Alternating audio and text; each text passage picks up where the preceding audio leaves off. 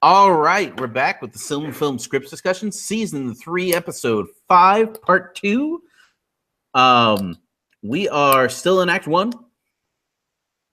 We've decided that Celeborn is our main protagonist.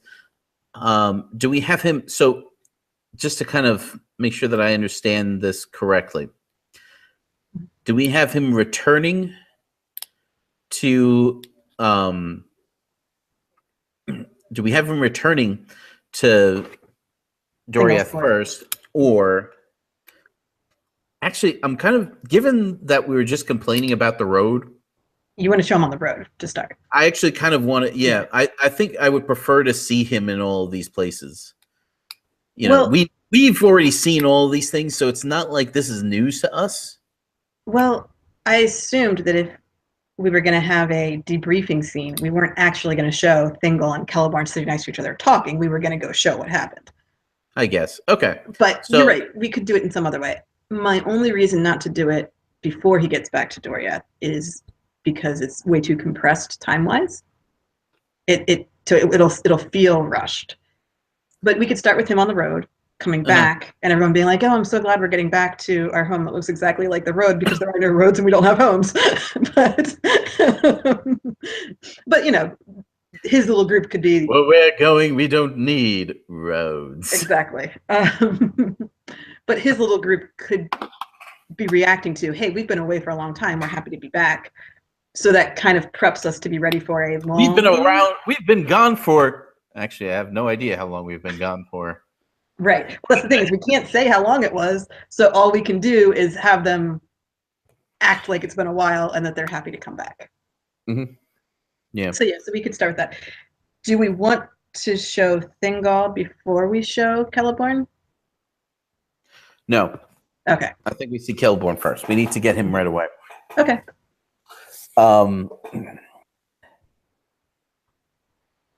We could start out with him. We can't start out with him seeing the orcs because that's weird.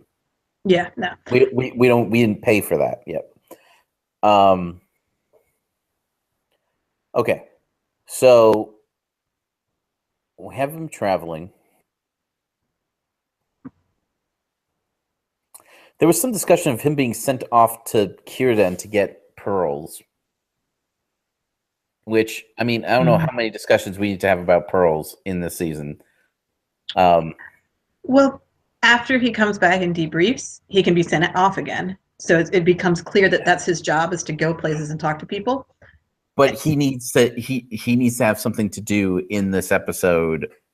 Yeah, to interact with the dwarves. Right. Yeah. Right. I know. I think that him meeting the Dwarven ambassador should be a big deal. And honestly, Círdan probably gives pearls to Thingol all the time. Mm-hmm. So Thingol should have some pearls around. So once they figured out dwarves like pearls, Celeborn in the role of ambassador can ask Thingol, "I'm going to present some of these to our new dwarf friends to help keep everybody happy here." You know, so like we don't need to travel anywhere to get the pearls. We can just have them. Círdan can be there. I mean, the thing is that, and I'm sorry, the problem is that we have a lot of very small things that need to happen. Yeah. That are separating our characters into different places, and it starts to create. It starts to get disjointed. It starts to fray the thread of the plot. There's a reason why it's a lot easier to put Fellowship of the Ring in a stage production or a film or anything than the rest of Lord of the Rings. And the main reason is it's a linear storyline with characters who stick together, with a few little details of like Gandalf being off on his own for a bit. But for the most part, it's a straight through story the whole way through Fellowship. And well, the reason why I actually disagree with you is that one of the complaints about Fellowship of the Ring is that it feels like a movie about walking, because there's a lot of montages of people walking. The reason for this is because there are fewer plot lines for us to go and see, and so we have to establish Mhm. We have to establish the passage of time in other ways. Mhm. Whereas in Two Towers and in Return of the King, there are a bunch of different plot threads that we can go to, so that we can come back to characters later, and therefore we can establish that time has passed since then. Whereas in Fellowship of the Ring, we spend a lot of time with the same characters, and in order to show that time has passed and they've moved to a different place, you have to show them going there. Right. You know, they do cut to Saruman. Mhm. They cut to who else? That's really Well, there's Gandalf visiting Minas Tirith actually in Fellowship. yes, yeah. Well, that's early. Yeah, I'm talking about once the Fellowship gets on the road. But yes, before the Fellowship gets on the road, you have Gandalf. You have Gandalf's interactions with Sauron.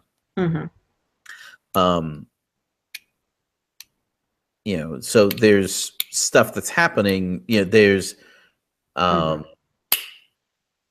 we get shots of what's happening in Minas Morgul.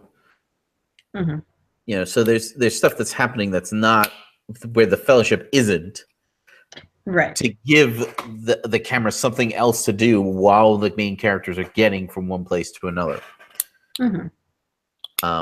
Whereas in the other two books, it's not as difficult to do that. Yeah, it's just getting your audience to actually follow your storyline. Linear storytelling is a lot easier.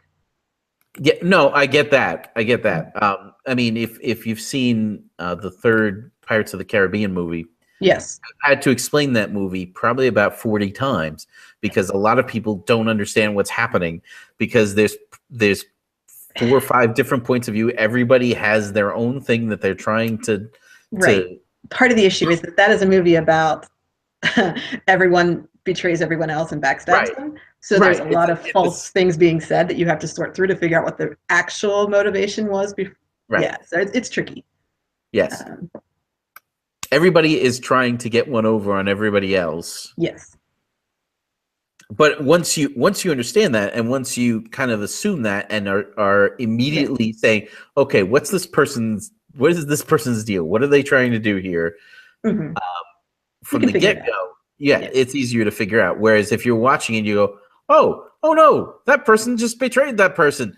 Like, no, you have to assume that everybody's trying to do that. Yes, which if you've seen the other two, isn't that surprising of a plot line, but still. Yeah, I know a lot of people don't like that one. There are parts of it I don't like. But. So real quick, to read off things that Hakan said happens in that episode is an orc skirmish, findings, which I don't necessarily think has to be a skirmish. I think we do have to. The orcs have to do something. Yes. Findings in the orc skirmish leads to intensified making of weapons and armor. Thingol is inspired by dwarves to move into caves. Again, we're doing that slightly differently.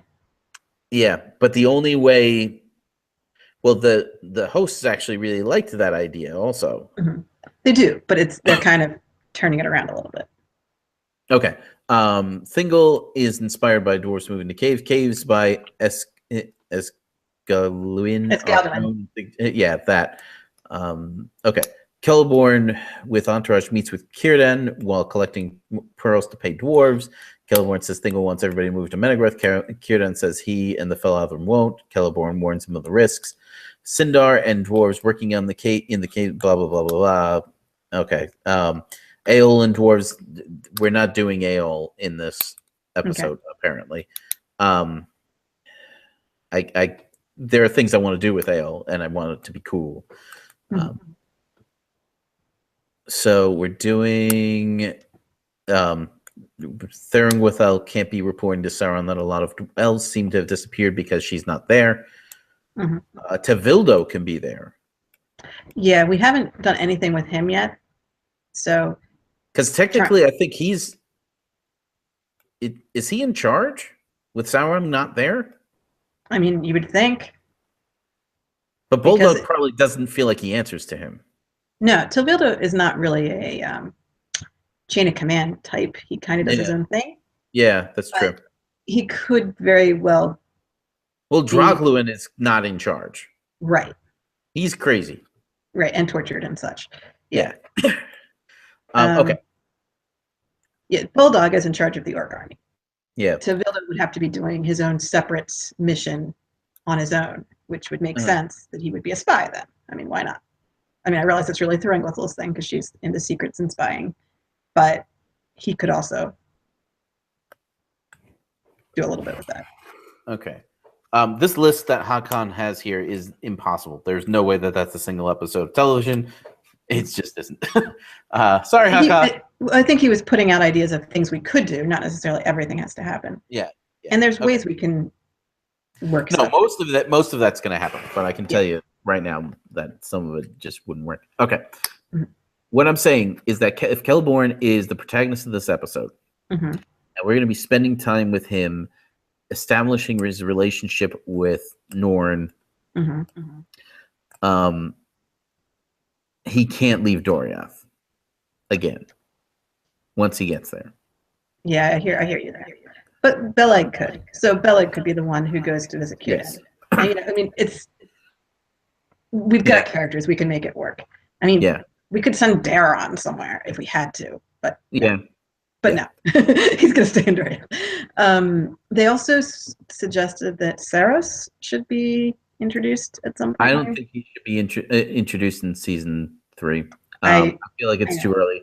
Unless somebody really insists, I'm not gonna. Yeah. I'm not gonna go through all that. The idea was we do need to figure out why he has a prominent place in Thingol's court. So that should be something that happens. He doesn't really seem to in the book, but not a prominent place. Well, his only appearance is in the story where he dies, obviously. Right. Or is murdered, however you want to look at that. So the insult that occurs requires he's manslaughtered. He's elf-slaughtered. Sorry. Yes, he's elf-slaughtered. But what leads to that is that he feels that this scruffy human has taken his seat, and it was a place of honor, and he's the kind of guy who takes offense at that. So, and a situation escalates badly. But yeah, he doesn't have to be that important. We have several seasons before we get there. I know.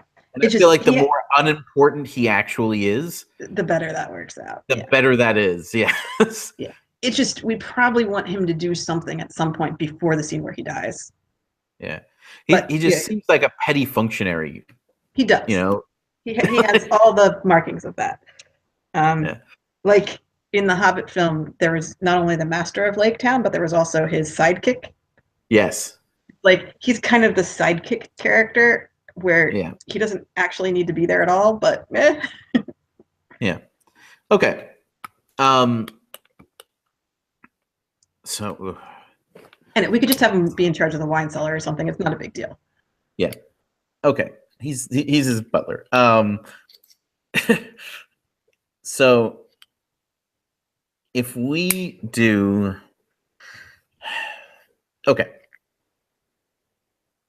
the biggest problem is I'm worried that there isn't enough to do for in Doriath. Well, I mean, we have to start building Managroth. Yes, I know that, but that's not like a. Well, and also the weapon making, armor making thing. Yes. So we could bring Telkar in. Okay. Okay. So here's my thinking. I'm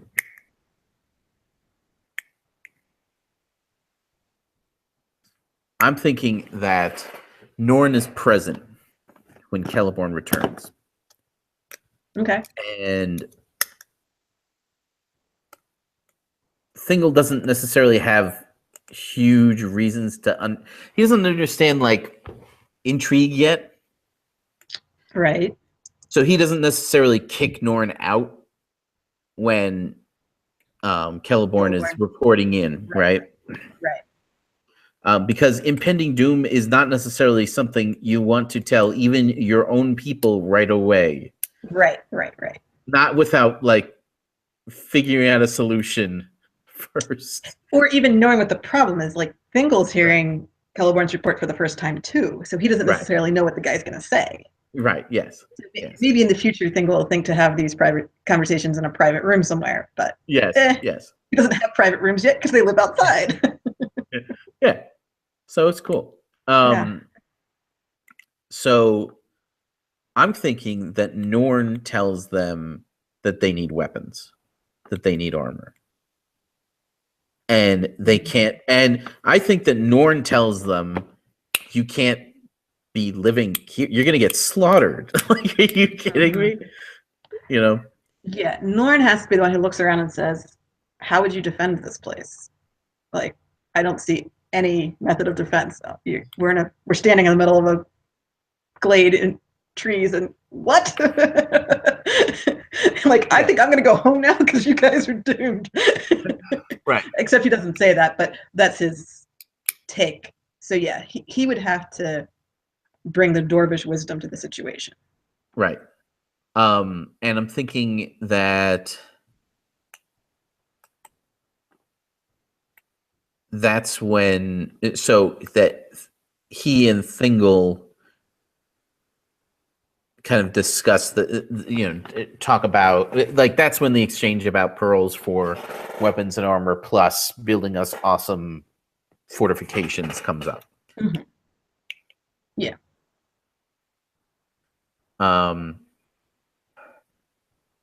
That's really fast. The problem is I don't know where else to go, you know?